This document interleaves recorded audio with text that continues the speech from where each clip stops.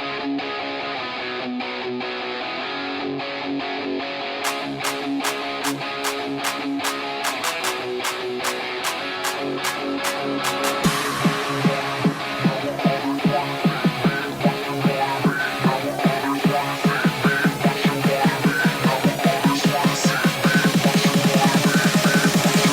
listening to Straight to the Point, Uncut.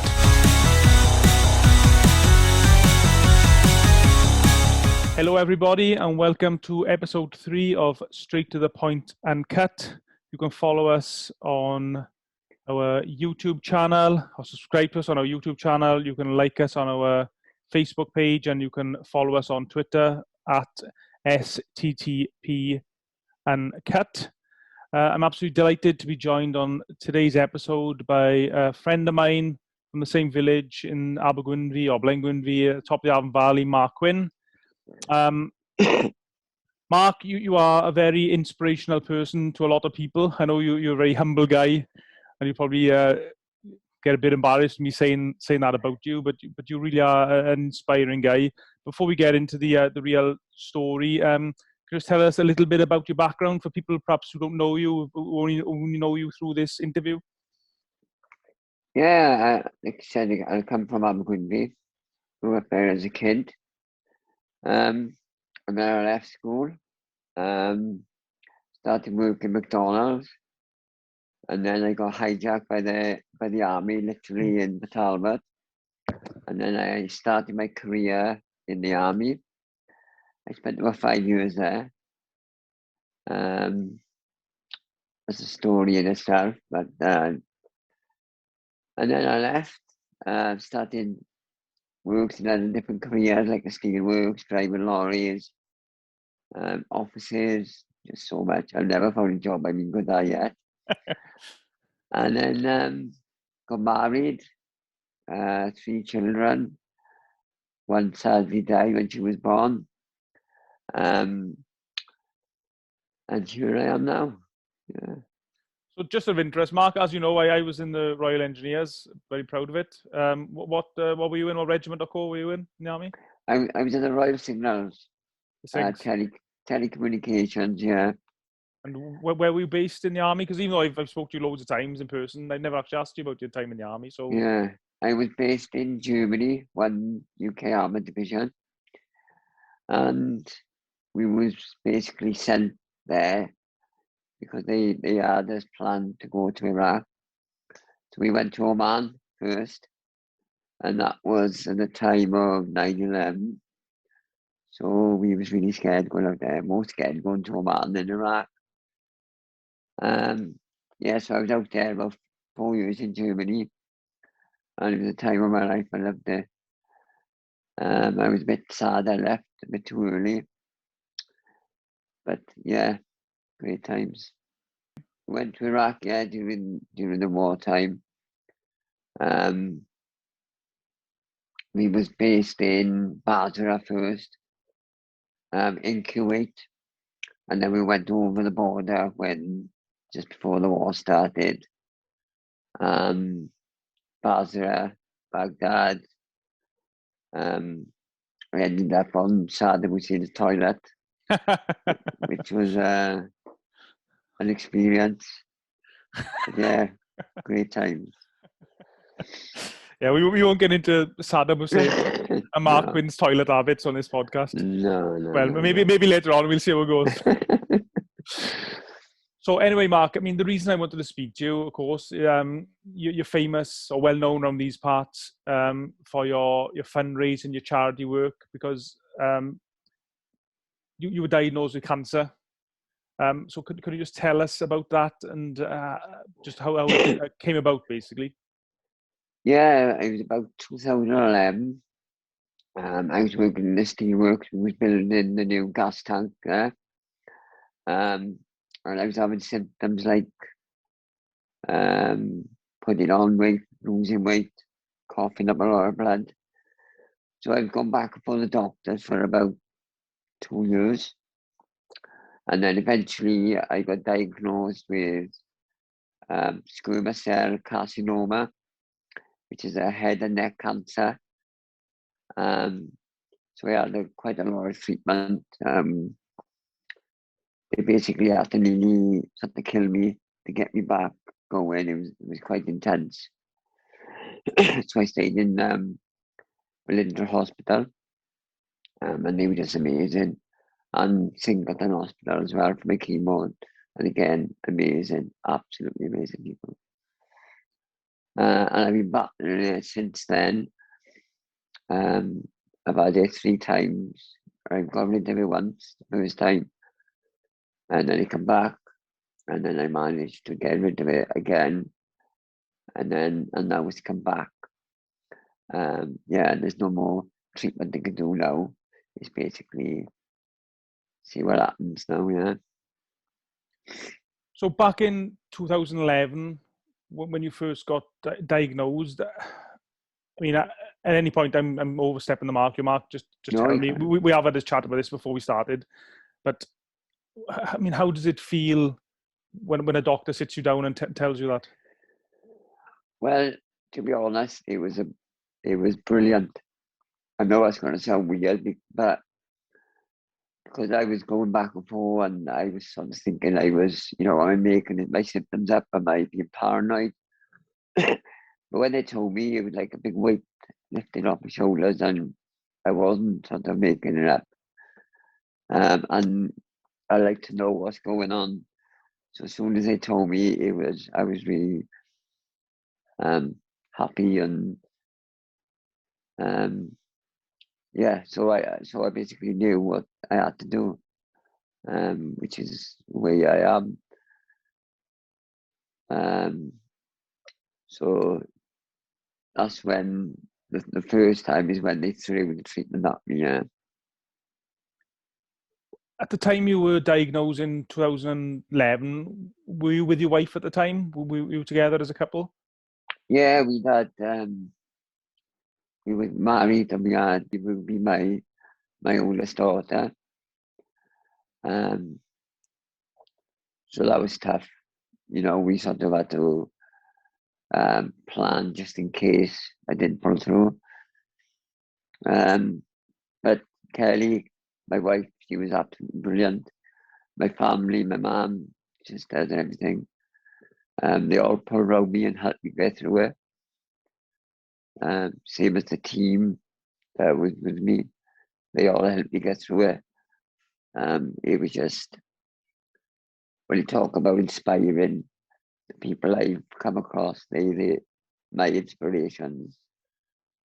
And with cancer, a lot gets said about the people who have it, but my opinion is it's the families that go through it, really, because I just got it. There's nothing I can do, really, but the families have to watch you. And the thought of that, me watching, say, my wife, I couldn't handle that. So I'm sort of glad I got it and not them. It's interesting you say that it's quite similar. Well, it's not similar, but it's along the same lines of military veterans. They say when they go to war, like obviously you've been to a war zone, you've been to war, you're a military veteran, that it's easier for you going to war because you were actually there doing what needs to be done. Whereas it's the families behind a worried sick. Yeah, definitely, because they don't know what's going on. They're imagining things, and you don't care when you're a soldier. You just get on with it. You're on with the time, or sort of the choice to sort of mourn and worry about it. You got so much to do, and like we said, it's very similar to cancer. You just got to get on with it and do it. And what happens is sort of really no control. You just got to do what you're told by the doctors, I guess. Yeah, it's very similar. So after you were diagnosed, what advice were you given by the doctors in terms of what to do, what treatment you can receive, that type of thing? Yeah, I had it was very intense. I had 3 different bouts of chemo and radiotherapy, which was done in Belinda Hospital, and it was 47 sessions. And I got quite ill during that time, and the doctor sort of got my family around and said, Mark, he's not going to pull through tonight. He's going to go. And I remember waking up and seeing my consultant, Dr. Nachi. He was just stood by my bed, and he had stayed about 6 hours past his shift because he thought I was going to go. And I woke up and I think I said, how did Liverpool get off? and that's just what I do. And yeah, so it was very tough. The pain and the discomfort and that treatment really takes out of you. And sometimes you wish you're not going to live. You wish you were going to die because it's really, really intense. But you do, you pull through it. Like I said, I had my daughter and my wife to fight for.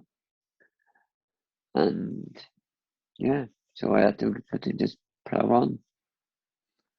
And what exactly were the physical tolls on your body during that period, during that treatment?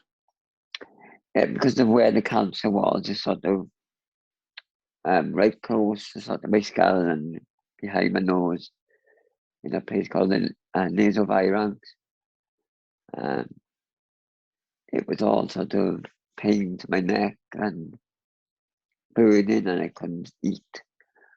So I had a tube, a peg tube fitted, which was feeding me through a tube. I had a line into my chest, which was the chemotherapy was going through. So I had all these things attached to me, and it just takes out of you the fatigue. And at one point in Belindra, I was just sort of out there and just laying in my bed, and it sort of takes you to that moment when you think you're going to die, and then slowly you start building back up, and it starts having a positive effect on it when you start slowly growing back. And then it takes it was about 6 months, really started to get back to yourself and be able to walk around. And because after I left Belinda, I went back home, and I was sort of so ill I had to sort of get rid of my dog, but I couldn't take him for walks, which was really upsetting. And slowly I got back to health and back to work. One of the first things I wanted to do was go back to work because I really missed it. And that was back to work in the steelworks or McDonald's? Steelworks. Steelworks, yeah. okay. And they were brilliant with me as well. I mean, they done collections and come and drop money into my family because obviously cancer hits you in the wallet. So it was really good, and the people around me have always been so amazing. So that really helped and took the pressure off us. So as I say, I know it's a bit of a cliche when people say it. You see it on the news all the time, but where we live in Abergwynfi and Blaengwynfi and the Avon Valley, it really is a close-knit community, and people do pull together to help each other. definitely. And around that time as well, when I started getting better, I signed up for a marathon. I remember that. Yeah. And we did a fundraiser up, I think we for children with cancer, because I remember one of the moments when I slapped myself in the face and thought, like, get on with this now, come on. I was in the Valindra and I was feeling sorry for myself. And then this little boy came in, and he was hooked up to this chair, and he had all wires and tubes coming out of him. And he was sort of laughing and joking, but he was very ill. And that was sort of inspiring. And I got talking to his parents about what they'd been going through. So I remember that being a moment when I thought, get on with it. So that inspired me to raise money for children with cancer. And it was brilliant that we did it up the Penguin. I think we raised about £5,000, which was, I know it's not a great amount, but for a village like we are up there, it's just amazing. And just going back to the Cardiff half marathon, I think, am I right in saying you did that with Di James? Because you and Di trained together for that one, or was that a different one? Yeah, Di James, yeah, we done it. And it was tough, you know. I remember doing it, and because I was always a good runner, but that one, it took me so much longer because I was getting over cancer, so I shouldn't really be doing it. My therapist died, he sort of helped me out, and I managed to finish it. And it was one of my proudest moments because I very nearly sort of collapsed at the end, but I didn't, and yeah. Well, when I did the Cardiff half marathon, I've done it twice now. I almost collapsed at the end, but I just had no excuse. My excuse is I was just fat and hadn't trained properly. But your excuse is you just fought off cancer. So I mean, most people in that scenario would just put their feet up, watch TV, and relax. But you decided to sign up to do a half marathon. I think that says a lot about your mentality. Well, I was always a good runner, but I never appreciated it. And when I couldn't do it, I really missed it. So I thought, right, get running and get raising money to help others. Again, that little boy was always in my mind. And it was sort of killing two birds with one stone. And I thought, right, let's do this. But it was difficult because I couldn't get the times I used to get. I used to fly around them. I think it was 2.5 hours I'd done it in. And well, still 2.5 hours is still a good time. No, yeah. It's still a good time anyway, but it's a particularly good time in your circumstances. Well, I finished it, and that was good. There was points when I just wanted to give up, walk and do it, but we did it. Yeah, brilliant. And you've also done lots of other fundraising activities over the years, not just the Cardiff Half Marathon.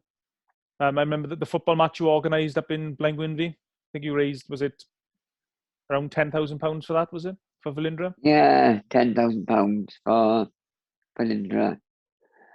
I remember we started a pub, me and my mate Anthony, and a couple of others, and we was talking about our days in the village where we used to play football on the tennis courts. And I just said to him, I'd like to have another game down there. He said, let's organise one. We do it like a fun thing. Some of the boys go down. But then it just started to escalate, and I think we ended up with 96 players. So we had to move from the little tennis court to the field. And it was a brilliant day. We sort of did like a family day, didn't we? And I think we had 2 games. I remember while I played, I didn't realise. I watched the video back the other day, and the size of me, oh my God. Yeah, because at that time, just to let people know, you'd suffered another bout of cancer, if that's the correct description, and then you were taking certain drugs which inflamed you. Is that the right way of putting it? Yeah, steroids, yeah. Steroids, yeah. Steroids? Yeah, I think so. That's it, steroids, and my face went massive, and my body went massive, and I was really struggling to get around. So I remember the ball come to me once in that match, I kicked it and fell over, bang. And that night I was quite ill, didn't I? And I ended up in the hospital because I had sepsis and pneumonia even when I was playing, which is and again the doctor said he's gonna die. So they called my family round, but I just keep messing dying up. I can't even do that properly.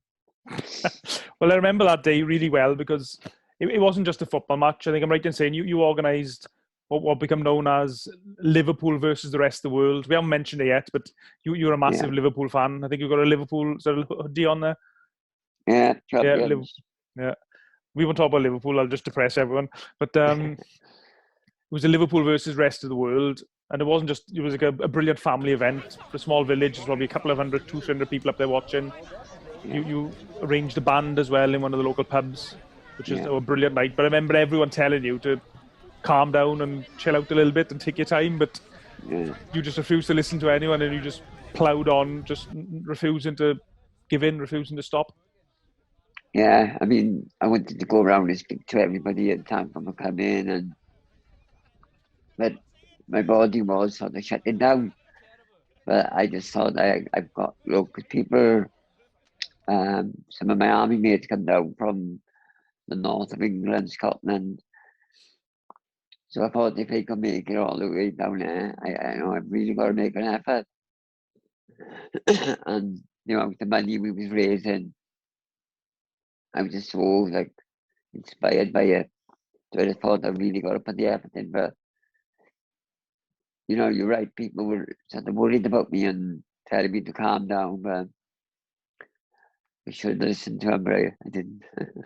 But I think that's your mentality in life. It would be very easy for you to put your feet up, so to speak, after 2011, and like I said, sit on the sofa and just watch TV. But that's not your mentality, and you wouldn't have done all these amazing things you've done if you did have that mentality.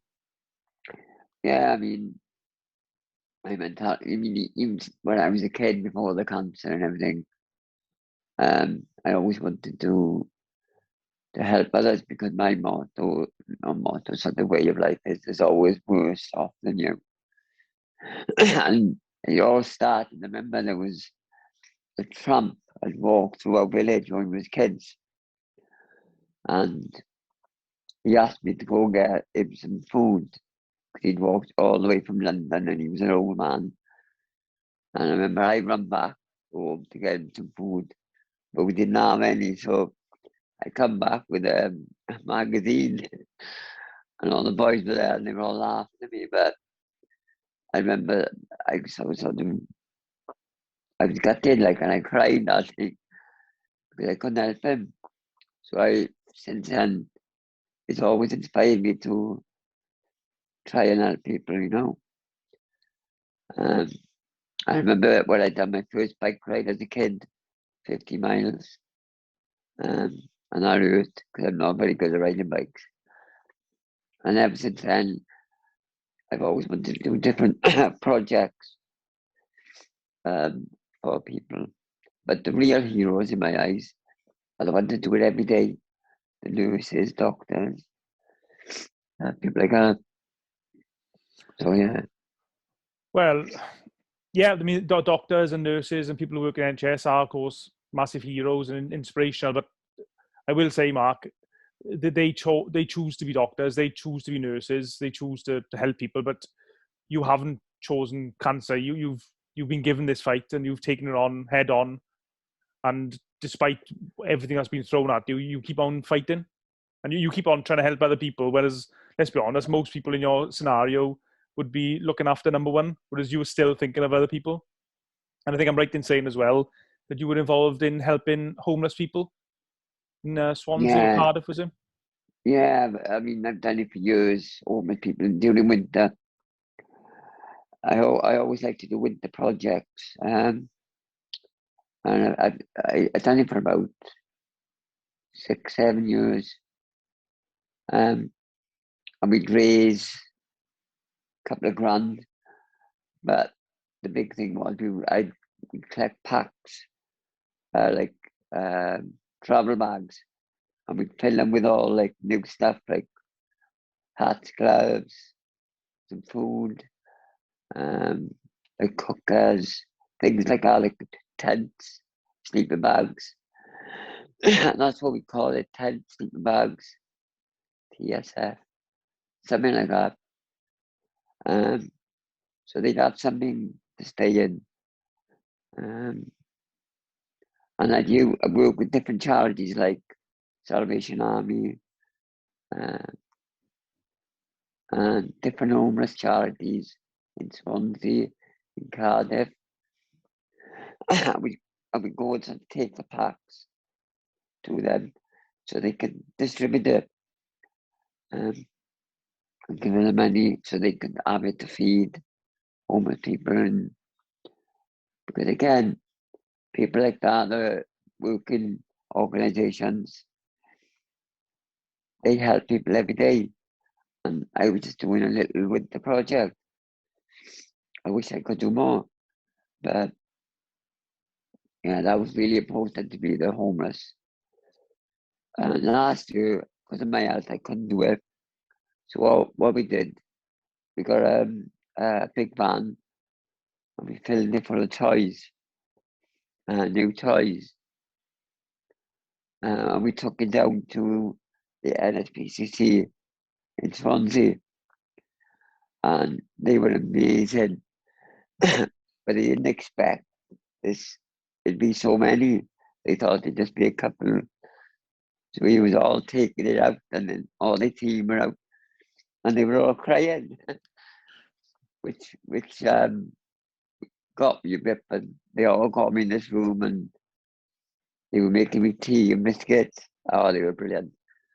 And then this guy came in, which was really inspiring, and he was struggling for money over Christmas, and he asked for some presents. So they said, look, this guy has just brought all his toys. So the guy come over and shook my hand. And it was nice to see where he was going. So that was really, really good. I love that. Where do you get your mental strength from, Mark? Because I've already mentioned it 2 or 3 times now. You could easily sit back and just just take things as they come. But you seem amazingly positive for anyone, not just someone who's got cancer. Just for anyone, you seem to have amazing mental strength, and there's something about you that just keeps on fighting, keeps on wanting to help people. Where does that come from, do you think? Well,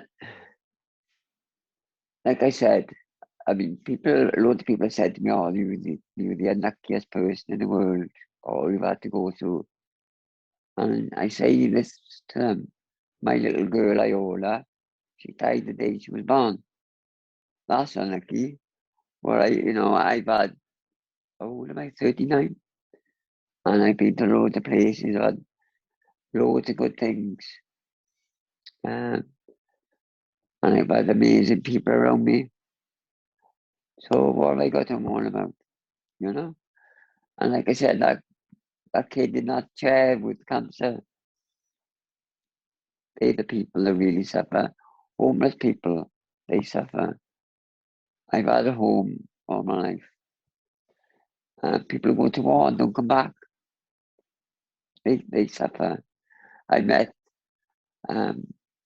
families who lost their people who went to war in London, and they were inspiring. I come back to my wife and my family, so that just keeps me, because I pout, I moan on days.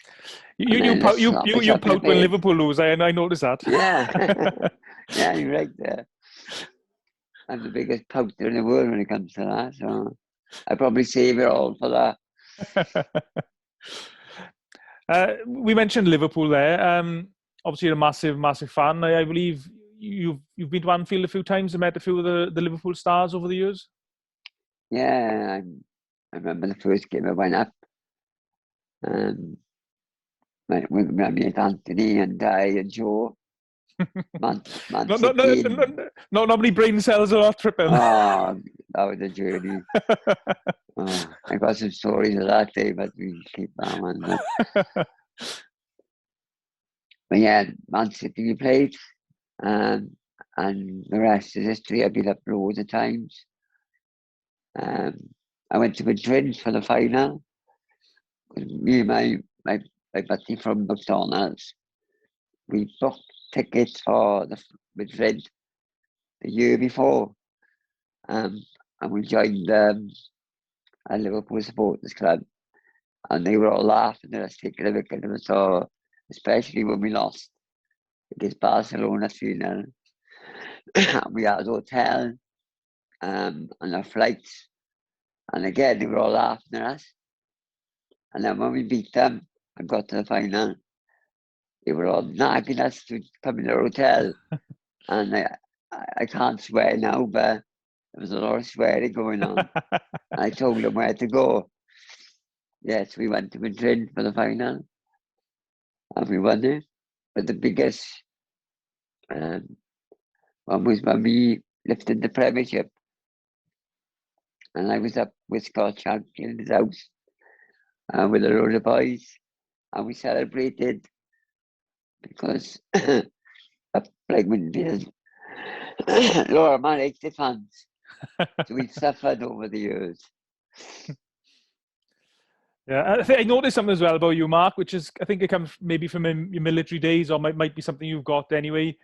You have got a like dark humor or black humor, where you almost take the mickey out of yourself, which is something I think all something people who've in the military or have been in the military do a lot.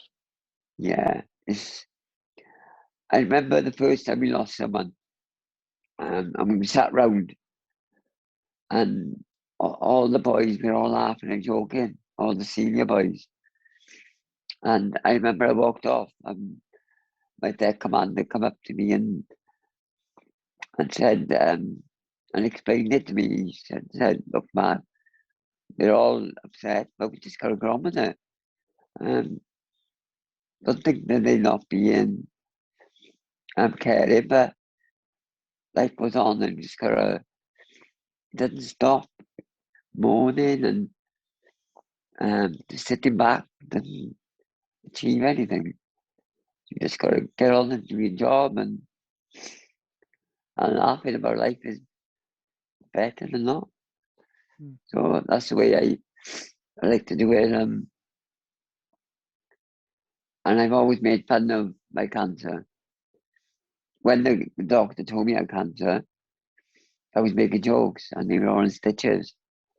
And my oncologist, he can't look at me because he's trying to be serious and talk to me about my cancer, and I'm just making him laugh.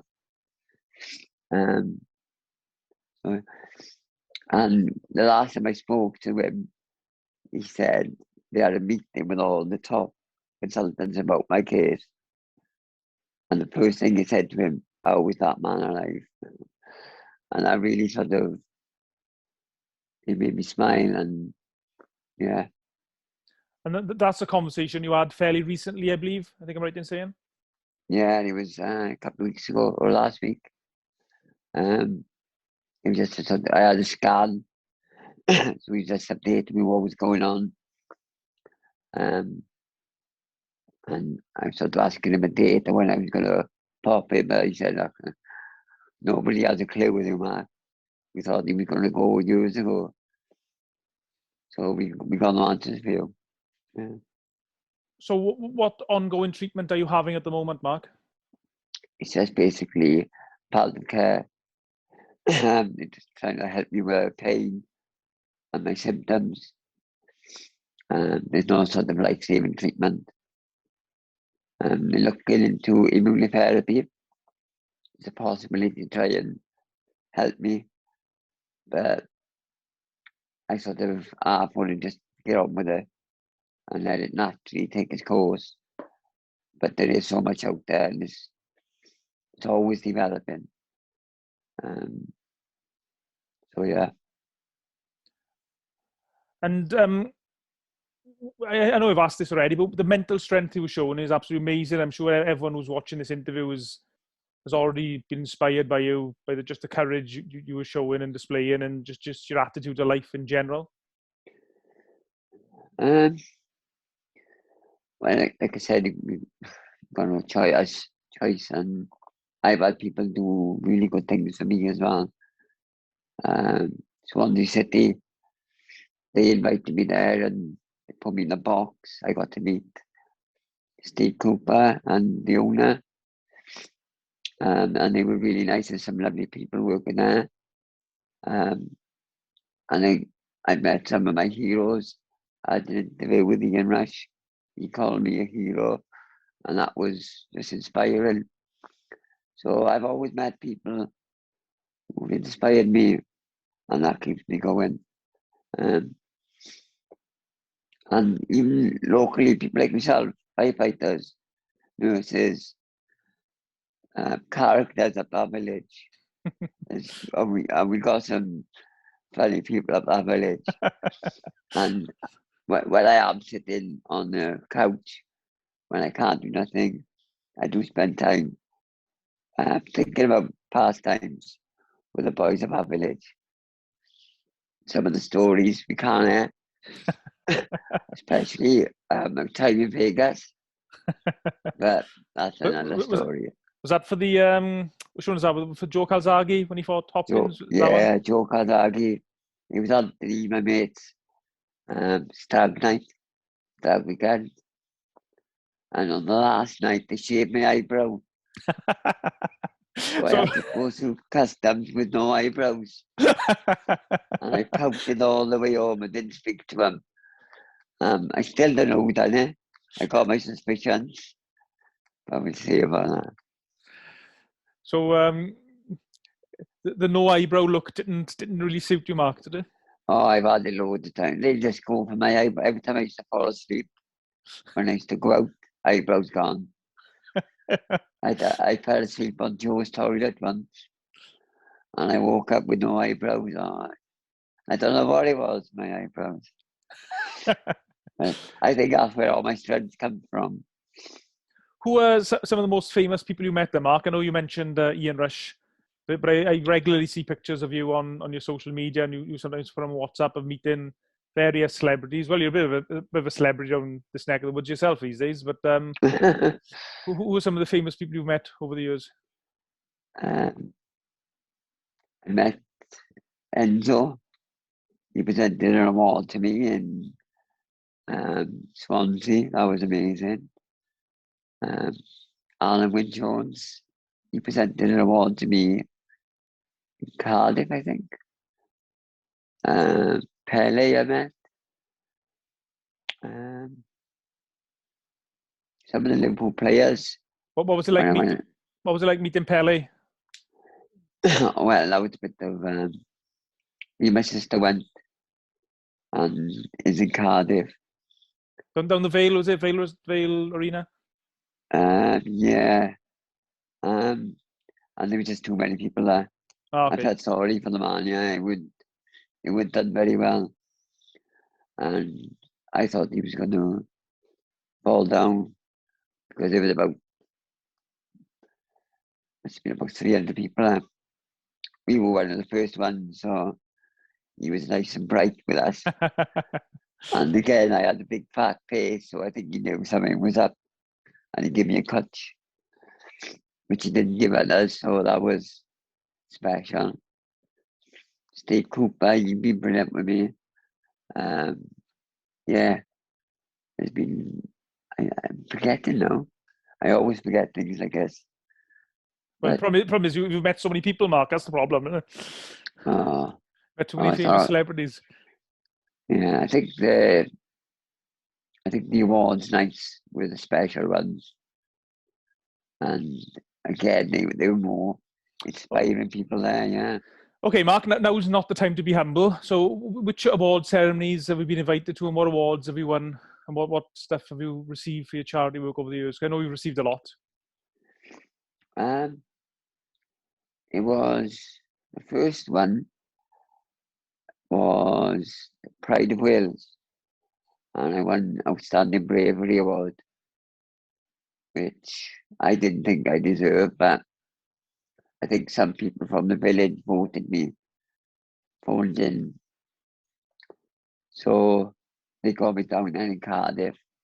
I was dressed up in a suit, and when I got to the door, they asked for my name, and so I said, and they said, "We can't find you." So I thought it was a prank. One of the boys had pranked me, but they eventually found my name, and I went. Oh yeah, that was a brilliant night. I won sporting awards in Swansea. That was with the Wave. They're an amazing team. The Wave. There's some special people there. And Pride of Britain, I got to semi-finals, final four, and the ITV. They come and film me, and it was when I started that football club. Of course, yeah, so yeah. they were filming my training session, and that was good. But I didn't get to the actual awards, but it was still, that was an amazing experience. And sorry, I was just going to mention there, you touched on it. A couple of years ago, 2 or 3 years ago, you actually started a football team in the local village again, just for let people know who perhaps are not from the village, is that there's been no children's football in the village for probably 4 or 5 years, but you actually restarted a local Gwynfi football team. Yeah, I called it Valley FC because I knew it was difficult to have one in each village. So there was one team up at Croesero, but I just wanted there to be one for all the villages. Glencorog, Abergwynfi, Cymru, Abercregan, so they could all meet up.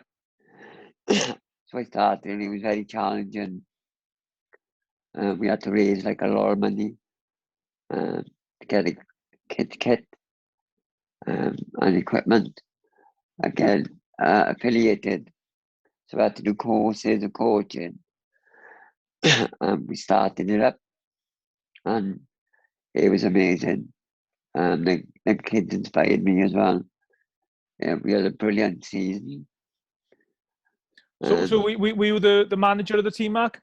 Yeah, I started up with the manager, the chairman. You had all the roles on the committee. Yeah. What style of manager are you then? Are you like an Alex Ferguson, a bit of a screamer, or are you a Klopp or a Dalglish? What style of management are you on the sidelines? Well, when I started, I held the meeting, and I made sure, first thing I said to all the parents, any shouting at the kids and you get out there. Because with kids, because they had no previous experience playing, their confidence is down there. So they needed to be built up. So I wouldn't allow any shouting, and it's all positive. So I wanted to be personal with all the kids, because each kid needs different training. So it was sort of working out what inspired them. So it was challenging, but that's how I done it. It didn't work. We didn't win many games, but we won one, and it was an amazing day. I remember when I had to sort of leave, all the kids were crying, so I must have done something right. And it was just brilliant. I loved it. And I was sad that I had to leave, but it was unfortunate. But the cancer took over. Yeah. Okay, Mark. I think everyone who's watched this interview and listened to it on the audio version of the podcast has been really inspired to listen to your story. I know, just knowing you, you've probably got another 200, 300, 400 stories you could tell me about your time in the army, different times with some of the mutual friends we've got. Probably not all of them suitable to be broadcast online or anywhere else. But I just hope, I really want to speak to you because I think you're such an inspiring guy. And I mean, as you know, I've interviewed plenty of boxers, world champions, heavyweight world champions, and they get called brave and courageous and all the rest of it. But the difference with them is that they are choosing to be fighters, they're choosing to be boxers, and even servicemen, they choose to be servicemen. Whereas you didn't choose to have this horrible illness thrown on you, but you've just fought it head on. And I think you're such an inspiring person, and that's just why I wanted to do this interview, to have this chat with you. I mean, what advice would you have for anyone who finds themselves in a similar position to yours? Because I'm sure it's such a difficult thing to deal with, especially initially. Well, what I don't like is when people say, be strong. Punch them people in the face. Don't be strong. Just when you're feeling weak and you can't, just relax and be like lay on the couch. Don't do nothing. And when you're having good days, have good days. Forget about it. But just go with what your body can and can't do. Ignore people who say, get on with it, just listen to your body. And yeah, look around to the others and be inspired by other people. But, you know, illnesses are different for everybody. And not everybody would be able to do the same things I maybe done. And I've done less than what other people have. And each people's story is different. So it's not a league table. People's problems in a league, they'll get points, 3 points for cancer. And every person just has their own battles. So deal with them.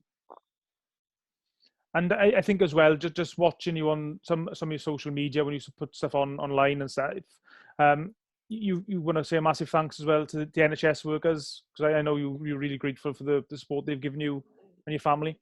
Yeah, NHS workers are just they're just amazing people. We did a little project for them a few months ago when the COVID happened. So we got them all walkie-talkies so they could all talk to each other, and they loved that.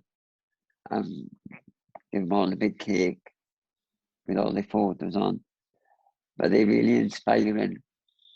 And the work they do beforehand, the learning and the research and going to university, I mean, that doesn't get enough credit. But they might not be digging trenches, but they do are learning about medicine. So it's really inspiring. And to all the NHS workers, I just love you all. Thank you. And one thing as well, Mark, I just want to say, you don't shy away from being controversial online with some of your comments. This is not a political podcast, but you're quite vocal in speaking up for the NHS and speaking out against any cuts to the NHS. And reminding people of how lucky we are in Britain that we got the NHS. Yeah. When I did that project with the NHPCC, we collected toys for families who were struggling. We had a phone call from one nurse that knew my wife, and she was struggling to buy toys for her little girl, and she was a nurse. And for that to happen in this country, it's just disgusting. So nurses, doctors, firefighters, police, they shouldn't have money problems. They should be paid enough to be comfortable. So for them to be facing like car park charges and pay cuts, it's just so wrong. They should be the richest people and be able to go on holidays and not have to phone to ask people for gifts. So yeah, pay them what they earn, what they need. And I think, Mark, that just we'll end it there. But I just think that sums you up as a person. That despite what's happening to you and the massive fight you got on your hands, you were still thinking about other people, which I think sums you up brilliantly as a person. No, it's been inspiring. I know we've used that word a lot. I've used it a lot in the last half hour, 3/4 hour, and you used it a lot as well. But I really do find you an inspiring person, and you show so much courage and bravery and your outlook on life in general is an example to us all, I think. Well, thank you. I do find it hard to accept all that, but I can't. And I will say, sorry to interrupt you, Mark.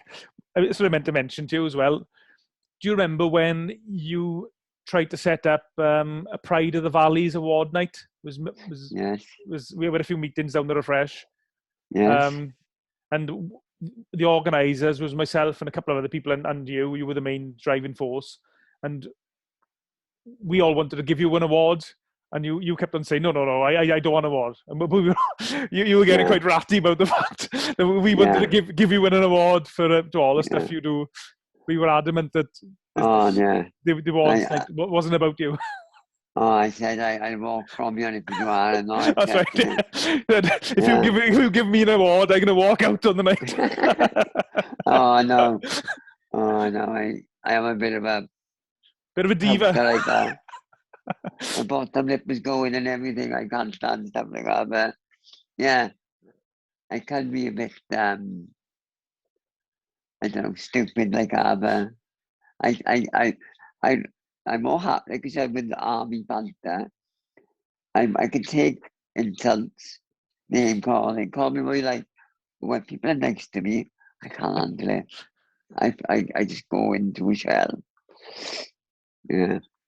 And it's interesting you mentioned that some people, I don't know whether it's because of my background and stuff, I was in the army and I've been involved in emergency services, that type of thing. People don't know how to deal with difficult situations or talk to people about difficult situations sometimes. And they shy away from talking to people who have got illnesses like yourself. Whereas I'm guessing, you probably find it refreshing to talk about it. Well, yeah, during my time off, I was really interested in that. So I studied a degree in psychology because I wanted to learn about that and learn for myself how to deal with things better. So I studied that, and I wanted to become a teacher because I know there's kids out there that need that. They shy away, and it's really interesting the concept how to deal with certain things. And I think we're all different as humans. We all deal with things differently. So yeah, I really wanted to learn about that. Okay, thanks for your time this morning, Mark. It's been a brilliant conversation with you. I've really enjoyed it. I've learned a little bit about yourself as well. I hope you've enjoyed it. I hope we've. My voice is going a bit, so I'm sorry about that. No, don't apologise to me. People can't understand my mumbly voice anyway. But no, it's been great to speak to you, Mark. Inspirational person. It's a privilege to call you a friend. And I can't wait to see you in person next time we bump into each other, mate. Careful. Brilliant. Thanks a lot, Ciaran. Cheers, Mark. Thank you, mate. Thank you very much.